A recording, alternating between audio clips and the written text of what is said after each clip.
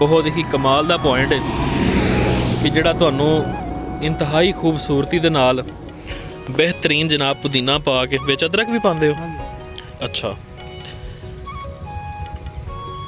गन्ने दा रस जिहड़ा जनाब हर एक कैमिकल तो पाक चीज़ है, तो छोटे कारोबार हमेशा प्रमोट करने चाहिए ने ताकि ये स्टेबल रहन।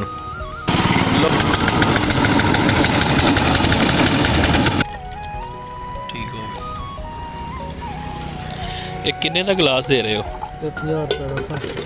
50 रुपये का। ये कोई छोटा बड़ा भी है कि बस यही है? छोटा भी है। ठीक हो गया। अच्छा, ये अदरक भी है, पुदीना भी है, तो जनाब क्या ही कमाल का जनाब एक एनर्जैटिक जूस है, बेहतरीन सेहतमंद। अच्छा, तुसी बोल दो कित्थे करके खड़े होंदे हो? जगह केड़ी है? नौशहरा रोड है?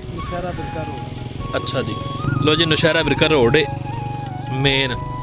ये लाजमी जूस पी के लंघना है और कमेंट सैक्शन दे विच दसना है की टेस्ट है।